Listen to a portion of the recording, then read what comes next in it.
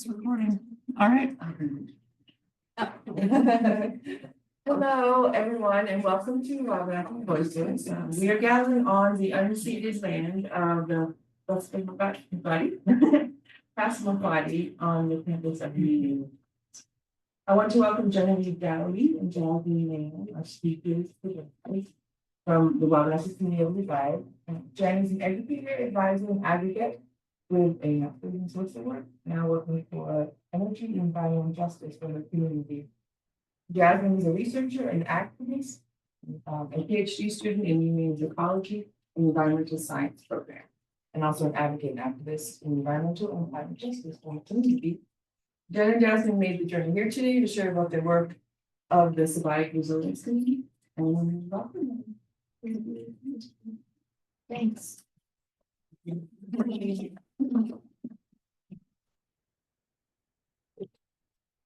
So we have our introduction slides, but we kind of already got introduced, and we also have Samara McLaughlin, our Survive Weatherization Coordinator, who helped with the window insert bill last year.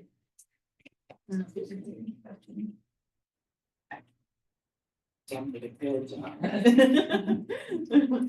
So we just have a few slides kind of to explain just how I came into this work first. So this is just a picture that shows the first window insert build I did in 2021 with Penobscot Nation. So that's the image on the left. So I started out in 2021 as an undergraduate research assistant. I was studying speech pathology at the time, and I didn't really know anything about energy justice until I saw the advertisement out for undergraduate research assistant to measure windows. So I was thinking, I don't know anything about energy justice. I don't even really know what that means, but I am pretty confident I can measure a window. So then through that project, I started a mini project, which involved surveying tribal members from Penobscot Nation and then the Passamaquoddy Tribe at Pleasant Point on their preferences and opinions on alternative energy sources. So we did, I don't know how many semi-structured interviews with tribal members and then also a survey. And then the picture on the right is from our window insert build in Pleasant Point. And then after I graduated, I was a service provider assistant for the Community Resilience Partnership. So me and my advisor, Dr. Sharon Klein, entered 4 of the 5 tribes into the Community Resilience Partnership to access funding for community resilience. So part of entering into that partnership was to do a community resilience workshop.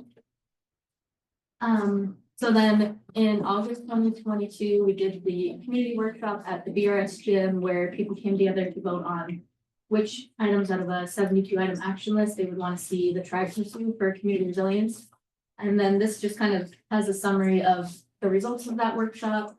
The main things people wanted us to focus on were weatherization, increasing energy efficiency through heat pumps, and also to support and install renewable energy.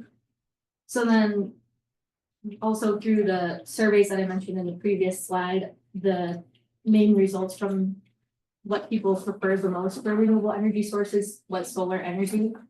So we kind of made that our top 3 goals to pursue residential heat pumps, weatherization for homes, and residential and community scale solar. So the Survive Resilience Committee is designated by the Passamaquoddy Tribe at Pleasant Point to pursue those 3 priorities. So we've been doing that for 3 years. 3 years. Yeah, 3 years now. And we currently have a membership of 8 tribal members on the Resilience Committee with 2 full-time staff members who work on those priority projects. That's kind of the story of how the SRC got started. And then last year in July, I think we hired Jen as the full-time co-director of the Survive. Yes. So the committee has come a long ways. It's had some changes, including a name change. And honestly, I can't even remember the beginning name, but it was long. And Sipayik Resilience Committee just seems to fit a little bit better. We are just, I guess, a group of dedicated people that are committed to improving our community through, some of these projects. And really engaging with the community and learning about what they would like to see. So we've come to agree that our mission is to advance energy sovereignty and climate resilience for members of the Passamaquoddy Tribe at Pleasant Point through citizen action, enabling tribal members to live in more sustainable ways that align with tested and by traditional values. Excuse me. And I think that's probably one of my favorite parts about this position that I'm working in right now is that it's just community members. We gather and we talk about the things that are important to us. We're all invested because it is our community and we want good things for our community. So, but we also have these other, projects that we're advancing and managing and learning. It has been a tremendous learning curve. My background is in social work. I've worked with youth and families and, substance use and trauma and things like that. I've never worked in the space of energy or, or really sovereignty in that respect. So, we're all just kind of getting together and just really committed to advancing this work. And, oh, sorry, we're using two different screens. So a little bit about our process through the SRC is that we want to remain active and engaged in the community. That's one of the things that I know our families are really value is having their voices heard. And in Indigenous communities, sometimes that is not always the case. So we really want to take our time and really engage with families and, learn and understand what's important to our community members. And we really want to be respectful of that and always keep that at the forefront. So that's probably one of our greatest, processes that we really think about when we're doing our work. And then another, like I said, I've worked with children and families. So another one of our big important issues is working with all of the generations of our families. So with our elders and with our youth in particular. We live in rural Washington County in Maine, and there's not always a ton of opportunities for people to feel like there's, chances for growth and learning and jobs and things like that. So one of the things is we would like to highlight that there is opportunity. There's a lot of opportunity actually, and especially in the space of resiliency. And I don't know that a lot of people see that always. So that's one of the things that we really want to highlight is that there are these crazy amount of opportunities. So and we really want to connect our elders and our youth. That is the way that we've historically learned from our elders and from sharing space together. And we included these pictures of the window insert build because in that picture on the bottom, that's that's actually Samara's son. And he was like amazing at our build this year. He used there's like a heat thing in it, brings takes out the air from the inserts, so they're nice and so they're good for the windows. He did amazing. I'm like terrified of the heat lamp, but he was in there, he was getting it done. Those kind of opportunities, we really want to stress and highlight and make sure that we continue to include that in our work. And then again, we want to support what our citizens want. We want to hear from them, like what they're thinking about.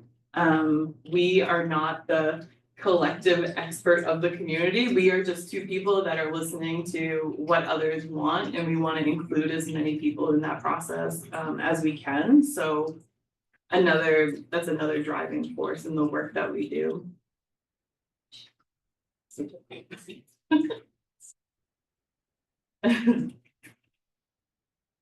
Oh, I was just gonna explain what a window insert was at first. So just to rewind a little bit about what a window insert is, we work with the nonprofit organization Window Dressers.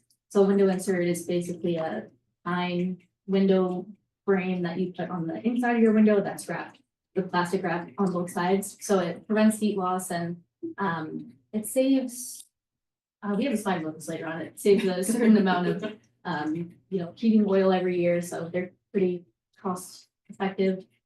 In our case for the window insert builds, we use the community action grant funding to provide window inserts to tribal members for free. So I think Samari's been doing some interviews and stuff with tribal members too who have gotten window inserts and seem to help keep people's homes pretty warm.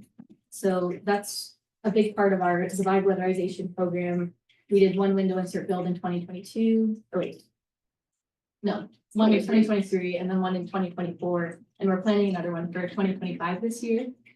And then another big program that we piloted last year, it's kind of unclear if we can continue it this year because of the federal administration destroyed the grant for this, but the energy auditing program that we piloted last summer with the College of the Atlantic, they had 2 interns, which are up on the top there, that came and actually maybe you're kind of the supervisor of that one. Yeah. So we ended up working with College of the Atlantic. They had some funding that and they have like another project going on, but they also partnered with us to do energy audits. And our homes definitely have some issues. We don't have a lot of funding to help support those issues. And then in general, our community, they don't have a high income level typically. So one of the things that we also wanted to do was make sure that families have access to understanding what their homes need and being able to voice that too, like if they participate in like a LIHEAP program or like other programs where they may be able to get additional funding to help support their homes. So these audits are very in-depth. They are about, I know I had one done on my home and I want to say it was 20 pages long and it just goes over everything. It goes through the heat loss in your home. So it looks at your windows, it looks at your doors. It looks at the insulation in your attic or like if you had, a basement or like wherever it's very in-depth. I learned a lot. I probably should have brought it as an example, but it's pretty lengthy. And then they also give recommendations on if it would be effective to have a hot water pump or and then they give resources. So like Efficiency Maine offers, different programs for different family types. So, and then they go over it with you and they check in with you and make sure that you understand like what they've done and like how you could take even little steps such as changing like your light bulbs to be more energy efficient. And also they give out, they were at our health fair this year. The Pleasant Point Health Center sponsors a health fair. So they came and they had light bulbs to give out and they had, what are those called? Those little, the water saving devices that you can hook up to your sinks. And so it's just, even those are little steps, but they're pretty big steps when you look at the numbers of the usage. And so we had 2 students that came to the community and they kind of shared our process. They introduced themselves to the community. They let people know, because again, building up that trust with members of the community is super important, especially if you're going to go into their home and do this extensive energy audit where they're climbing around in your whole entire house. And like sometimes, when they came and did it, my kiddos are sleepers, so and it's during the summer. So they did, but they were able to do it and we didn't have any issues. But if you have a big family and most of our homes, sometimes there's shared family. So it's like, there's just different things come up. So but anyway, we were able to get 11 energy audits done. We tried to get each type of home that we have on the reservation. But we also had, community members that live outside of the reservation that were able to also get an energy audit. So, and those are just getting finished up. It's a pretty lengthy process. So, but people, are still receiving them, even last week. So it's pretty exciting. It gives somebody a baseline for, you know, how they can make improvements to their home. And yeah. And then there's another project that we're kicking off in May. It's the community engagement for the strategic energy planning. So we're working with the tribal government on running 2 to 3 community meetings to collect information on what kind of priorities and goals tribal members want to set for residential homes, community scale, or even utility scale energy. So that's something we're really excited about. We're having a power up symposium on May 30th at Pleasant Point too. So that's when we're hoping to kick that project off. And then just in general, following up on the community education and engagement. So the power up symposium, like I mentioned, we're gonna be providing a lot of different information about just renewable energy 101 and just providing people information about the different services that we're gonna be offering this year. And just in general, getting community consensus around goals for sustainable energy. We did one community solar educational meeting. That was 2023 maybe. Maybe. I Sometime. don't remember the date. I It's been a feel long like it time. was last springish, summerish, but it might have been the year before. Yes. And then the other part of this is, actually, wait, I'm gonna skip that for now and go to the results slide. So these are some of the results from the past couple of years. With the 2023 window insert build, we built 250 window inserts, and we were able to provide those for free for tribal members through the community action grant funding. So then that would be anywhere from 1,700 to 2,400 gallons of heating fuel per year saved. So I don't know if someone does the math, it would be cumulative for each year if you continue using them. And then at the 2024 window insert build, we built 327 window inserts for tribal members. That figure includes Indian Township as well, because we collaborated with them and eSport that year. That would be another 2,200 to 3,200 gallons of heating fuel saved per year. That's just based on the average estimate provided by window dressers. So the window inserts, they do save quite a bit of energy and can improve your comfort within the home. I think they did one in the Chi's maybe in the past couple of years, but if not, you guys should organize one. It's really it's kind of, I really like it for the community because it's almost like there's not many barriers to participation to think like, you can make a difference in your community, or you can have the kids helping the elders to build their inserts if they're not able to build them themselves. But yeah, it's just a really good way to get people engaged in that kind of community work. And yeah, we just have the same results for the 11 homes that received energy audits. So we do have a video. I don't know how this is if this is gonna play and work with the audio, but we'll try it.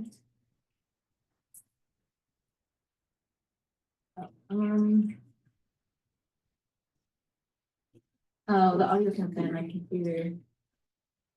That's fine. I'll just turn it up. That selection. There's an option button on Zoom. You go to share screen. So just. I don't know, she's not in share screen. Oh, she's on a shared. Should I just play it and I can? Yeah, I just like crank it up. Okay. This is as loud as it will go. We'll see if they can hear Window you. insert program, a huge benefit to the community on a few different levels. One is, of course, increasing the R value, keeping the heat in the home, using less energy.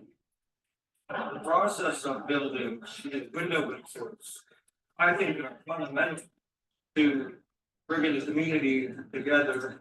These are all tribal members, all working on building inserts, not just for them, their own homes, but for other homes. A lot of times, especially through COVID, people have lost that close connection, that Passamaquoddy Tribe.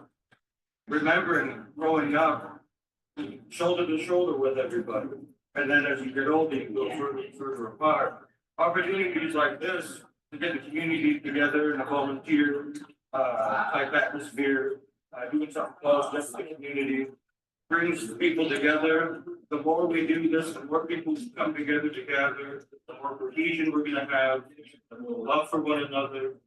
or empathy. We're all in this together, and this is a good start that doing something for permanent as far as getting people together to benefit themselves. Hopefully you guys could kind of hear that.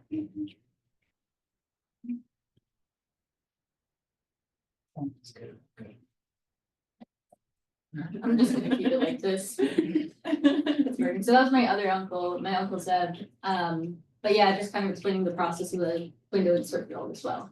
And then I just had some information about the EPA STAR grant research that I'm involved in at the University of Maine, which helps give some background, I guess, to some of this work as well. So I'm just in the second year of this EPA STAR grant project.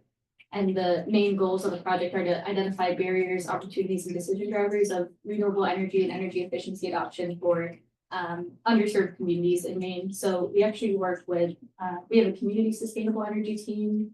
I think we have a couple of communities in Washington County, like Prescott Township and Pembroke and Eastport, that are on that team. But we also have a Wabanaki sustainable energy team where representatives of each tribe come together. We sometimes do intertribal grants, and then otherwise we just talk about this type of research, like our surveying efforts or interview efforts. So that's the first broad goal of the project. And then the second one is to look at the role of targeted interventions or specific sustainability initiatives in advancing awareness, engagement, and adoption of renewable energy and energy efficiency technology by members of underserved communities. So for example, the window insert build would be one of our targeted interventions or sustainability initiatives. So the EPA STAR grant has multiple different methods. I think the main ones would probably be the surveys and interviews that we're doing currently with tribal members. Yeah, and the targeted interventions and also the energy emissions reductions estimates. Here's a few others too, but those are the most relevant. And then these are just some of the preliminary results from our Wabanaki Sustainable Energy Survey from last year. So that's the sample question that's here is if your tribe were to invest in alternative energy, which of the following technologies would be prioritized?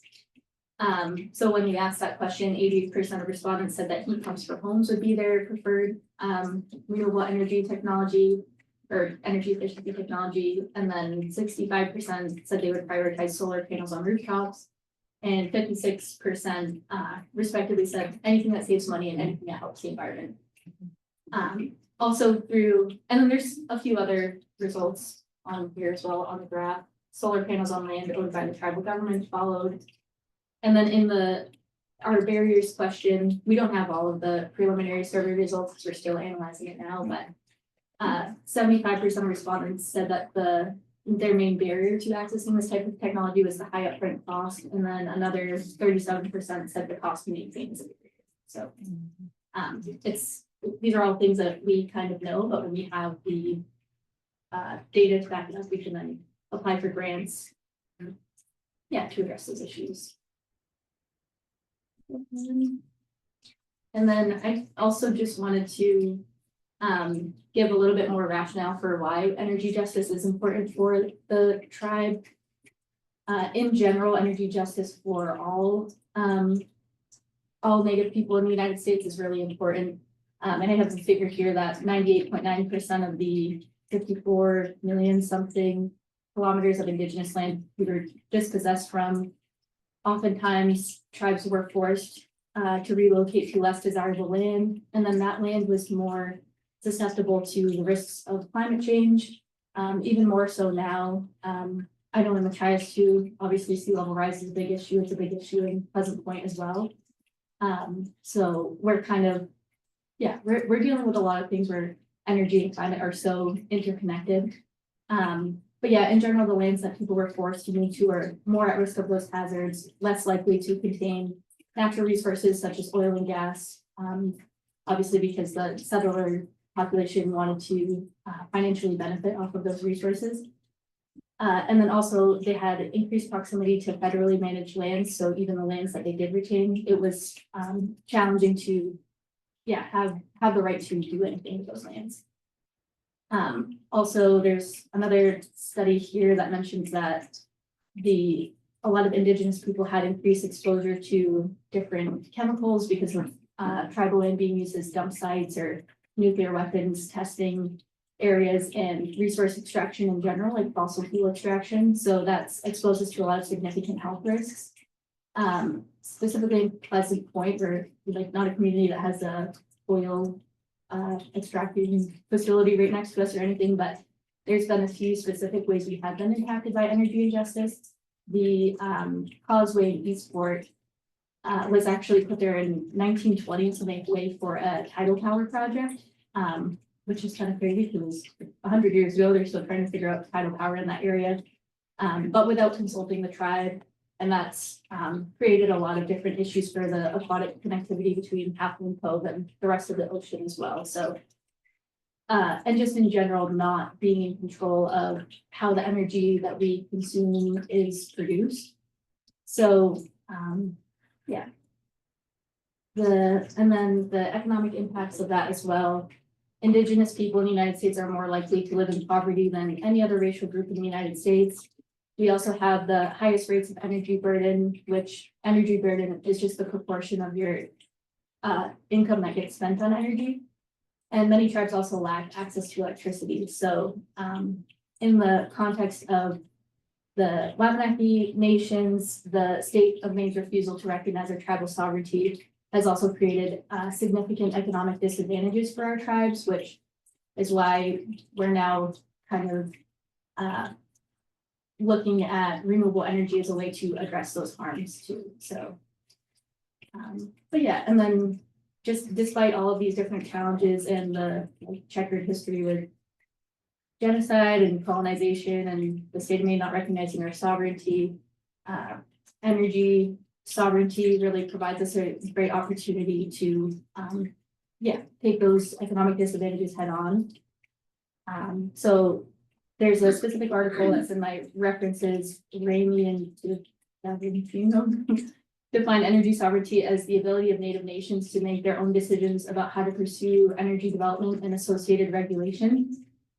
So in general, I just think energy sovereignty is really important for the tribe, especially in the context of the impacts of climate change accelerating.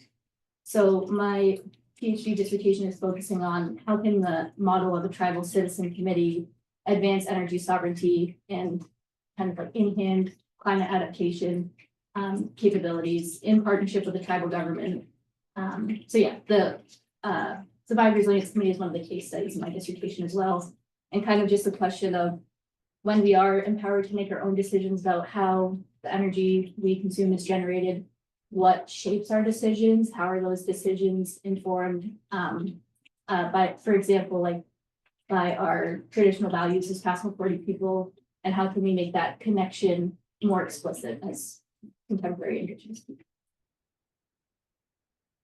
And I just have some more fun facts about climate change. So just in the next few years, as the impacts of climate change accelerate, there's going to be a lot of different impacts on the tribe. I think there's other presentations that are really good at explaining all of those different impacts, but specifically talking about climate change's impacts to energy infrastructure. Right now, 48% of the electricity consumed by the residential sector in Maine comes from fossil fuels. And then 24 come from electricity, 22 from biomass, 4 natural gas, and 1% from geothermal. So Maine is has, I think, the highest rate of oil consumption out of the entire United States because of our cold climate. But this heavy reliance on fossil fuels may pose an issue for the tribe in the future. As extreme heat, as that accelerates, that will also impact the energy supply chain, making it kind of highlighting the need for more distributed sources of energy generation and smarter grids. So I just have some more information about how extreme heat is going to impact energy resources that use water. For example, thermoelectric power plants require cool water to absorb heat emissions. So having with increased heat and lack of access to cool water, that will make it more difficult, reducing the thermal efficiency and generating capacity of those systems. And then also areas dependent on hydroelectric power. I know the state of Maine loves to use that figure that we're, I think, like 75% on renewable energy in the state, but a lot of it is hydropower, which A lot of people don't consider hydropower to be renewable, they consider it to be eco side. But anyways, that will also experience difficulties due to decreasing water availability, so. And then also fracking, oil recovery, oil refining, and other thermoelectric power plants will be impacted by drought as well, so. Natural gas, oil, and other sources of energy will be impacted. And even biofuel could be impacted due to reduced soil moisture, so we're just kind of. Taking all of these different impacts to the tribe and then also to energy infrastructure in general and looking at. How can we make goals to increase our energy resilience, especially the power outages? Protect the most vulnerable members of the community, such as people who are on oxygen. And just looking at sources of distributed energy generation and power backup to increase our independence and reduce our dependence on the state. Yeah, I mean, that's mostly it. I could probably say a lot more about that topic. But we have our slide too for how can you get involved, for community members to join our SRC community meetings or keep up with what we're doing on our website. We have a link to that below too. We're always looking for volunteers for our window insert builds. It's a huge help. And we also have a space where you can donate to our organization on our website too. Thank you. And also we have to put this from the EPA. Thank you, EPA and yeah, these are our references as well. But yeah. I put that flyer from the power up symposium. Oh, awesome. So. Awesome. Yes, and that's on May 30th. too. So much you could say about that.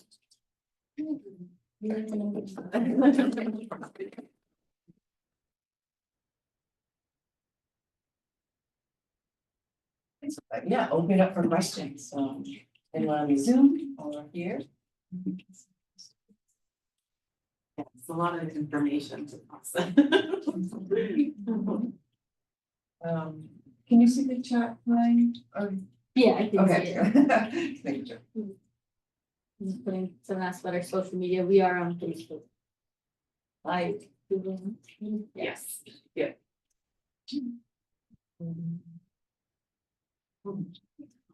Eric Jones, I'm a botany professor here on campus, and we just got started working this last summer. Been working with Jen and others on incorporating indigenous knowledge into our first year Science Bridge. And so I'm trying to steep myself and learn some things. And I was just having a conversation with one of my classes where we were talking about stewardship last week, and then this week, sort of sociology, psychology of engaging people in environmental issues. And one of the things that keeps bubbling up in those conversations, coming mostly from my students, is consensus building and teamwork. And I thought it's remarkable the way you put together your surveys to try and get from everybody in the community what are the priorities, and then you use that as a guiding principle for how you go about doing the work that you're doing. Which to me is the textbook way of how you would go about doing that, which is awesome. I'm just curious, even with a community that size, is consensus building a challenge for you all? I mean, I see there's a range of priorities that people would set, and that you're doing what you can with what you have. Do you run into many issues with consensus building in the community when it comes to putting those plans in place, or does everybody kind of get on the same bandwagon when it comes to here's the input, here's what we're thinking we need to do, and then let's start moving things forward? How is that? I guess is my question. Yeah, I mean, with any community, there's going to be differing opinions, of course. Like there's a whole myriad of thoughts, and I think one of the things that we've kind of highly focused on having the window insert builds, because we can repetitively, well, we know it now, and then we can also repetitively do it in order to serve all the homes. So one of the things that we're working on right now is to increase engagement with families, because we have that down. So like moving on to another project, we're gonna have to start exploring some of that. Okay. Around how people feel, what they wanna move forward with, and I think that you know, one of the things that we've kind of focused on is education and really highlighting that there is a need for all of us to have a better understanding. And I think when we kind of make that the emphasis, like it really leads to people having a good conversation around, you know, because they have the knowledge and they have the information that they need to be able to make a good decision around how they feel about a certain topic or an issue. Whereas before, if we just decide like, this is what we're gonna go with, and like whoever jumps on board with us is awesome, we kind of want to step away from that, because that is typically how a lot of systems just have things in place. You know, they say that they're going to benefit the community, and like, so that's what we're gonna do. But that really strips an individual of feeling like they're empowered and that they have the information they need to be able to make that decision. So we haven't really come into a lot of like opposing perspectives, only because we are still working on like a couple of primary projects that everybody's already agreed to. Yeah, nice. So like right now, it does feel like, you know, everybody is in the same place and heading in the same direction. But I could definitely see that there may come a time where we're exploring other options or different information sources, or, you know, different projects that we could potentially be involved with, where it may not be everybody on the same page. Gotcha. So. I think we'll start running that into that more now as we're starting the energy planning project. So we just, like in the past couple of weeks, have kind of embarked on this new project. So like Jen said, the things we're doing now already had community consensus, but now is we're gonna be helping people define goals for the future and kind of looking for that type of community consensus. I think part of our strategy also will be, instead of focusing on specific types of technology, instead to focus on like how much, what are we actually valuing, and how is that playing into, you know, how can we apply that to multiple different types of technology to guide our opinions about things. So instead of just getting people in the room and having them argue about which technology is better, just kind of having that and also just starting with general education about a lot of these energy systems, because energy also has a pretty steep learning curve. I feel like there's kind of like a barrier to understanding a lot about energy. So I think we'll run into that more, and hopefully we'll have a good way of dealing with it too. But yeah, just kind of seeing where the community values are at and how we can have productive conversations and inform our goals.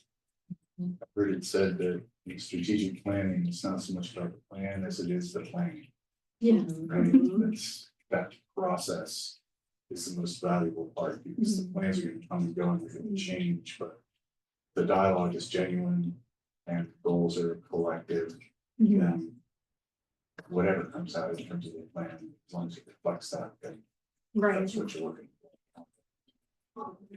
Yeah, we were thinking about that too, like the process over the product of it all. And I think to me, what's unique about the Sipayik Resilience Committee is it's all citizens doing things for the greater community, just the citizen-led action part of it. So it's not really like an outside organization having to come in and build trust in the community, or, you know, come in and say, we're gonna do this for you guys and then take off.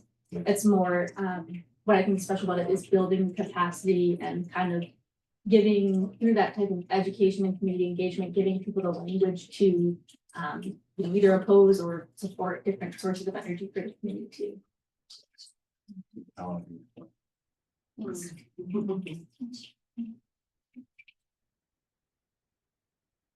You said you guys were starting to plan a build out for the window inserts, hopefully again this year. What time of year do you guys normally do that, or for volunteers?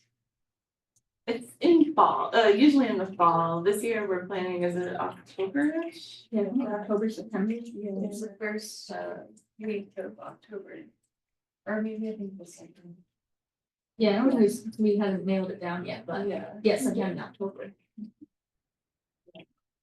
And we typically have, it takes us about a week to build, the inserts that we have for our community specifically, but we also, had been partnered with Eastport. So, Eastport will come in the second week and build their inserts for their community. So it's a shared, project.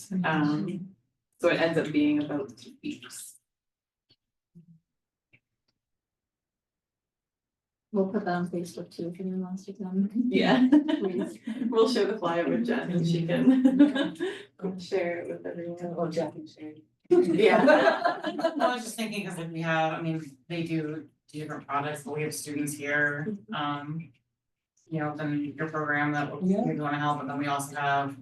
And then we also have students, like you have degree organizations who do a lot of volunteer work and service work, and they may be interested in helping, or, who knows, we may be able to gather a band of volunteers or something. That would be awesome.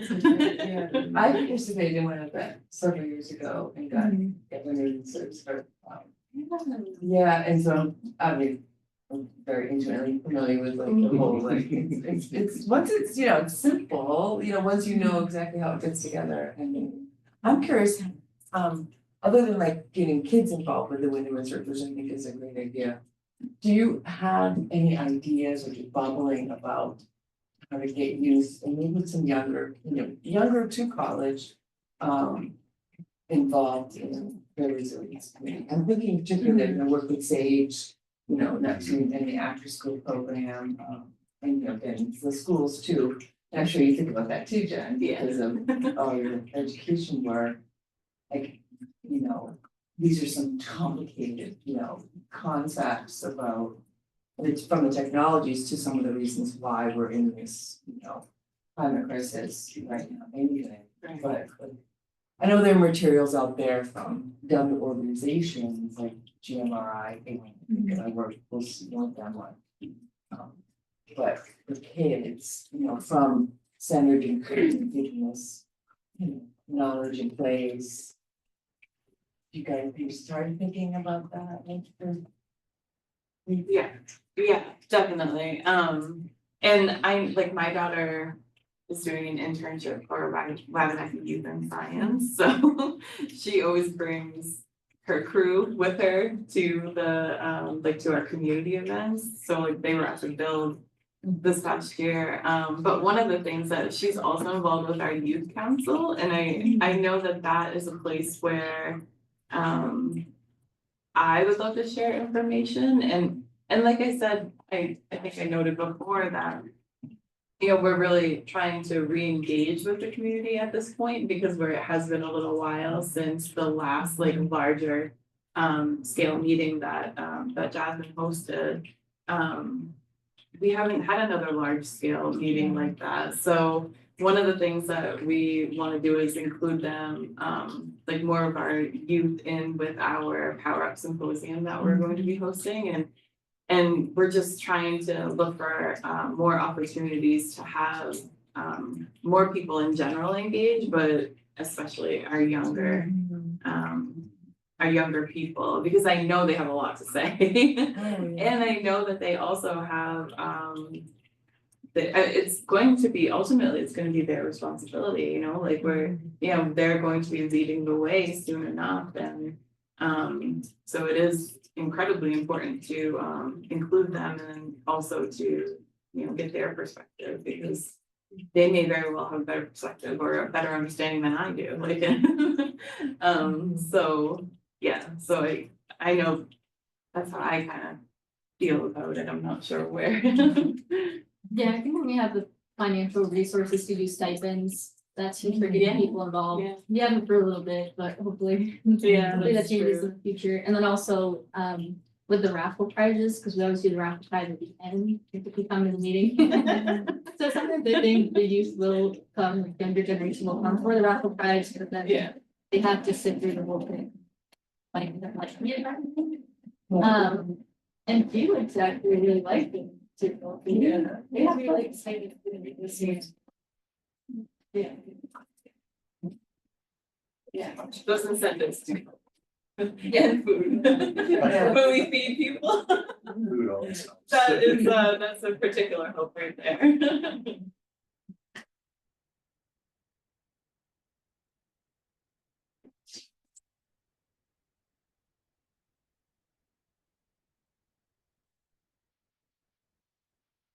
So they're not doing Well, thank you so much. Thank you so much. Definitely be at the power up symposium for sure. And bring that to people.